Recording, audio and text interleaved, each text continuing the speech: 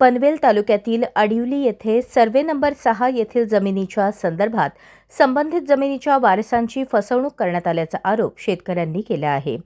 Today होम्सचे director Bhadresh Shah यांनी मयत व्यक्तींच्या नावे दावा करत न्यायालयाची दिशाभूल करून निकाल लावून घेतल्याचा आरोप करण्यात आला आहे.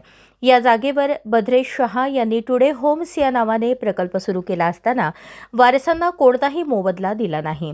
अशा प्रकारे संबंधित जमिनीच्या वारसांची फसवणूक करण्यात आल्याचा आरोप शेतकऱ्यांच्या वकिलांनी केला आहे. या विरोधात पनवेल प्रांत कार्यालयात अपील करण्यात आले असून खोटे पुरावे दिल्याप्रकरणी न्यायालयात क्रिमिनल केसही दाखल केल्याची माहिती संबंधित वकिलांनी दिली आहे. दरम्यान या संदर्भात संबंधित प्रकल्पाचे डायरेक्टर भद्रेश शहा यांच्याशी संपर्क साधला असता त्यांनी या सर्व आरोपांचे खंडन केले. अशा प्रकारचा कोणताही व्यवहार आम्ही जोशी कुटुंबियांशी केलेला नाही. आमचा त्यांच्याशी कोणताही संबंध नाही आणि आम्ही त्यांच्याकडून कोणतीही जमीन विकत घेतलेली नाही असे त्यांनी सांगितले. तसेच जर अशा प्रकारचा कोणताही व्यवहार झाला असेल तर तो स्थानिक शेतकरी हरक्या पाटील आणि नथू गोसावी पाटील यांच्याशी संबंधित असू शकतो. त्यांनी त्यांच्याशीच तो विषय मिटवून घ्यावा. आमचा त्याच्याशी काहीही संबंध नाही असे सांगत भद्रेश शहा यांनी संबंधित शेतकरी, वकील तसेच त्यांचे प्रतिनिधी वासुदेव घरत यांनी केलेले सर्व आरोप फेटाळले. मात्र या संदर्भात त्यांनी ऑडिओ रेकॉर्डिंग करण्यास मनाई केली. नमस्कार, मी सागर राजे, प्रभात पर्व न्यूजवर आपल्या सर्वांचं स्वागत करतो.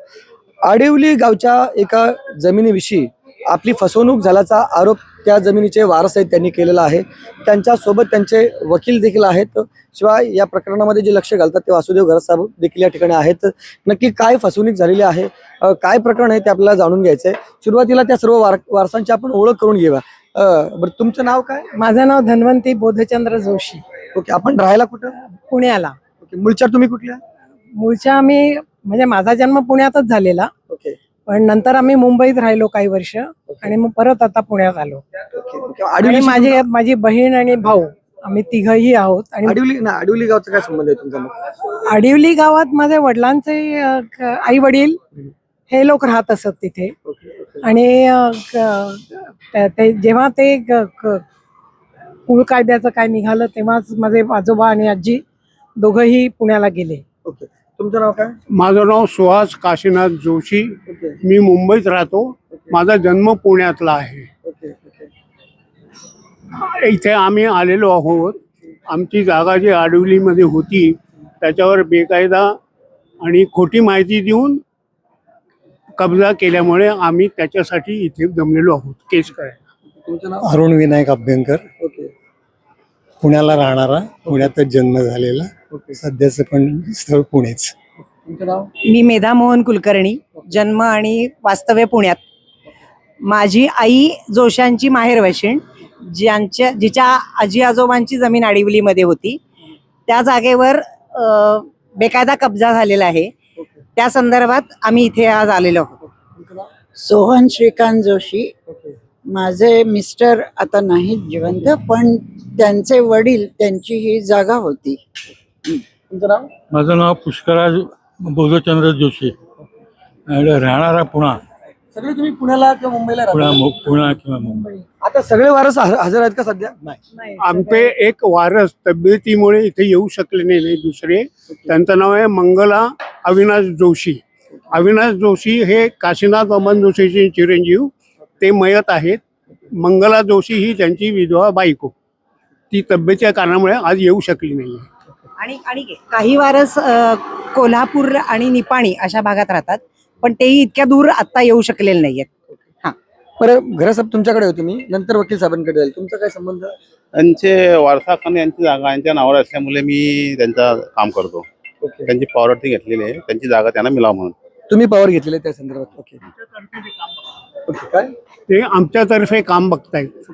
आता या सगळ्यांबाबत म्हणजे कायदेशीर सगळ्या प्रक्रिया ज्या पार पाडायच्या त्यासाठी त्यांनी वकील नेमलेले आहेत. साहेब, तुमचं नाव काय सांगा? माझं नाव ॲडव्होकेट जितेंद्र सोनवणे.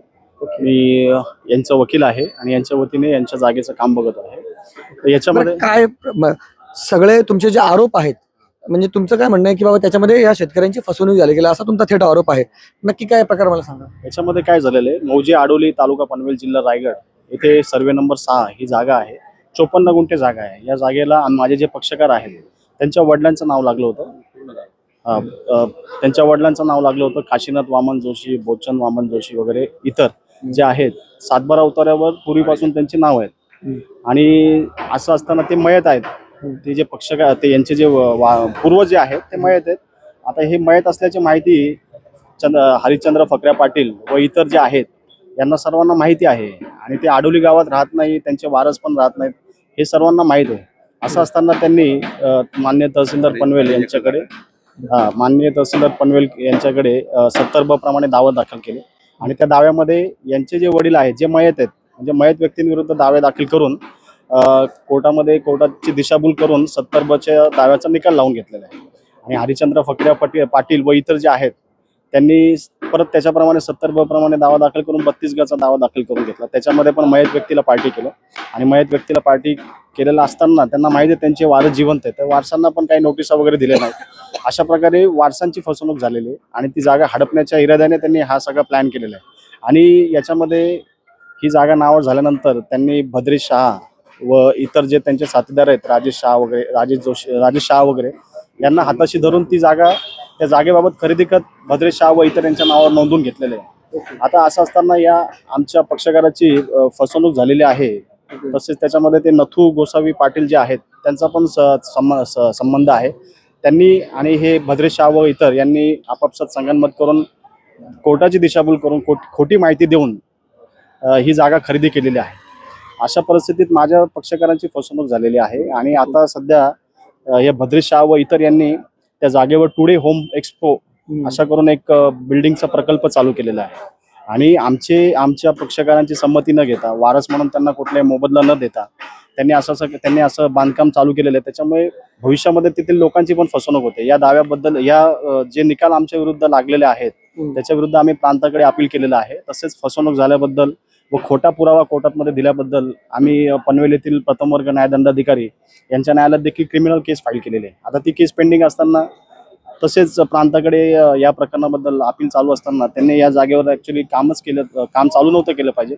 आमच्या वारसांची संमती विचारात घेणे गरजेचे होते. त्यांना मोबदला देणं गरजेचं होतं, पण तसं न करता त्यांनी तिथे काम चालू केलं. तर माझी म्हणजे जे फ्लॅट परचेसर वगैरे जे त्यांच्याकडून विकत घेतील रूम वगैरे, तर त्यांनी फक्त ह्या सर्व गोष्टी आहेत त्या विचारात घेऊनच व्यवहार करणं गरजेचं आहे. आणि त्याच्यामध्ये जे टायटल आहे किंवा यांची जी फसवणूक झालेली ते पण बघणं विचारात घेणं गरजेचं आहे. बरं बघा, तुम्ही काय म्हणता की तिथे ते यांचे पूर्वज मयत होते तरी देखील त्यांना म्हणजे त्यांच्या नावाने दावा दाखल केला म्हणजे त्यांच्या विरोधात एक प्रकारे.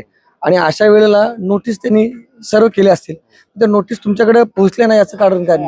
आम्ही राहायला मुंबईला, पुण्याला, हे जे वारस आहेत हे सर्व मुंबई पुण्याला राहिल्यात आणि जागा आडोलीची आहे. तर असं असताना आडोलीला समजा त्यांनी आडोलीच्या जागेवर नोटिसा काढल्या असतील त्याची पण आम्हाला काही माहिती मिळाली नाही. आणि आम्हाला कुठल्या प्रकारची नोटीस मिळाली नाही. म्हणजे खोटी माहिती देऊन त्यांनी अशा दाव्याचे निकाल लावून घेतलेले आहेत. त्याच्यामुळे सरळ फसवणूक झालेली हे दिसून येतं. तुम्ही जेव्हा तहसीलदारांकडे जो 70 दावा दाखल होता त्यावेळेला तुम्ही अप्रोच झाले होते का नव्हते झाले का परस्पर लागला? 70 जो दावा होता त्याच्यामध्ये आमच्या या वारसांना काही माहितीच मिळाली नाही. आणि त्यांना माहिती ती जी प्रोसिडिंग होती ती एक्सपार्टी झालेली. म्हणजे आमचं म्हणणं विचारातच घेतलं गेलं नाही आणि आम्हाला संधी पण भेटली नाही. त्याच्यानंतर अपील तुम्ही मुदतीत दाखल केलेलं आहे का? म्हणजे अपील दाखल केलेलं आहे, अपील पेंडिंग आहे. त्याच्यामध्ये त्यांना नोटिसा पण गेलेल्या आहेत, क्रिमिनल केस पण चालू आहे, त्याच्यामध्ये पण त्यांना नोटीस सर्व झालेली आहे. अशा परिस्थितीत सर्व जे प्रोसिडिंग आहेत कोर्टात अजून पेंडिंग आहेत. त्याच्यामुळे असं असताना त्यांनी जे बांधकाम चालू केलेलं आहे तिथे ते बेकायदेशीर. मग तुम्हाला त्याच्यामध्ये खरं म्हणजे स्टे मिळाला पाहिजे तरच ते थांबू शकेल, बरोबर ना? मग तुम्हाला स्टे दिलेला आहे का कोर्टाने? स्टे बाबतची प्रोसिडिंग चालू आहे कोर्टामध्ये. आता फायनल हिअरिंगला मॅटर आहे. तुम्हाला स्टे का मिळाला नाही? म्हणजे स्टे भेटला नाही म्हणजे आम्हाला ज्यावेळेस आता कोर्टाच्या नोटीस आलेल्या आहेत त्याच्याप्रमाणे आम्ही आमचं म्हणणं दाखल केलेलं आहे. आणि आम्हाला खात्री आहे की त्या दाव्याचा निकाल आमच्या बाजूने लागेल. पण या सगळ्या बाबतीत ही सगळी नामांकित मंडळी आहेत, अशा वेळी त्यांच्याकडनं एवढी मोठी घोडचूक होऊ शकते? याच्यामध्ये काय झालेलं आहे की ज्यावेळेस दावा दाखल करण्यात आला 70 त्यावेळेस थोडी चौकशी वारसांची होणं गरजेचे होतं. आणि तहसीलदार यांनी त्याप्रमाणे चौकशी तहसीलदार कार्यालयातून झाली नाही असं मला वाटतं. आणि त्याच्यामुळे त्या वारसांवर अन्याय झालेला आहे. याच्यामध्ये बघा, एका शासकीय विभागाचा निकाल त्यांच्या बाजूने लागला, बरोबर ना? मग त्यावेळी त्यांनी काय पुरावे सादर केले? मग त्याच्यामध्ये फक्त नाही काय असतील ते म्हणजे एक्सपर्टी लागली मान्य मला, परंतु फक्त त्यांनीच चूक केली असं तुमचं म्हणणं की इथल्या कार्यालयाने देखील चूक केली? कारण शेवटी आडिवलीमध्ये सामान्य लोक राहतात, जर नावं असतील ना मग त्यांना विचारणा केली पाहिजे होती ना, तुम्ही विचारणा केली पाहिजे होती किंवा त्यांनी विचारणा केली पाहिजे. नक्की काय झालं होतं? याच्यामध्ये जी प्रोसिडिंग झाली ती एक्सपर्टी झालेली आहे. एक्सपर्टी झाल्यामुळे साहजिकच आम्हाला नोटिसा मिळाल्या नाहीत. म्हणजे आमच्यावर अन्याय झाला हे प्रथम सकृतदर्शनी दिसून येते. वारसांवर अन्याय झाला. जर आम्हाला नोटिसा मिळाल्या असत्या, प्रॉपर सर्व्हिस झाली असती तर आज प्रकार वेगळा असता. तर या गोष्टीकडे दुर्लक्ष करण्यात आलेलं आहे. बरं वासुदेव घरसाहेब, तुम्ही या सगळ्या बाबतीत आहात, मागे देखील असं सगळं प्रकरण आहे, तुम्ही या सगळ्यामध्ये लक्ष घालता, तुम्हाला काय लक्षात आलेल्या सगळ्या गोष्टी? हे लक्षात आलं नाही. वारसाला नोटीस नाही पडल्या. मयत माणसाला जिवंत दाखवून केलेली कामं आहेत ती. त्याची चौकशी करायला पाहिजे होती का यांचे वारस आहेत का नाहीत जमीनदार. ते काही चौकशी न होता ही कामं झालेली आहेत. बरं, या सगळ्या वारसांच्या वतीने शेवटची तुम्ही काय मागणी करता? माझं असं म्हणणं आहे की जे आता लोकांची पुढे जाऊन फसवणूक होण्यापेक्षा लोकांनी सर्व जागेचे पेपर काय लिटिगेशन आहे ते बघणं गरजेचं आहे. आणि जे बिल्डर आहेत त्यांना माझं असंच म्हणणं आहे की वारस म्हणून हे आहेत तर त्यांनी यांचा प्रश्न सोडवल्याशिवाय पुढे कोणते काम करू. यांचा जो प्रश्न आहे म्हणजे मयत जे आहेत त्यांचे ते वारस आहेत, तर यांच्या प्रश्नाकडे त्यांनी लक्ष दिलं पाहिजे. तर या ठिकाणी वकील आहेत, वारस आहेत, त्यांच्यासोबत त्यांचं काम होणारे वासुदेव घरसाहेब आहेत. त्यांचं असं म्हणणं आहे की कुठेतरी आमची फसवणूक झालेली आहे असा त्यांचा थेट आरोप आहे. आणि सगळ्यात महत्त्वाचे म्हणजे सगळी नामांकित मंडळी अशा विरोधात जेव्हा ते आरोप करतात तर त्यामध्ये नक्की काय तथ्य आहे या बाबतीत जर समोरच्या पक्षकारांचं काय म्हणणं असेल, म्हणजे उदाहरणार्थ जे इथे व्यावसायिक आहेत, बांधकाम व्यावसायिक आहेत, ज्यांचा हा प्रोजेक्ट आहे त्यांचं काय म्हणणं असेल तर त्यांनी देखील अवश्य आमच्याशी संपर्क साधा. आम्ही देखील त्यांच्याशी संपर्क करण्याचा प्रयत्न करतो. या सगळ्या बाबतीत तुम्हाला काय वाटतं त्याबाबतची तुमची प्रतिक्रिया अवश्य नोंदवा. व्हिडिओ जर्नलिस्ट यासिन खानसह सागर राजे, प्रभात पर्व न्यूज करता पनवेल. धन्यवाद.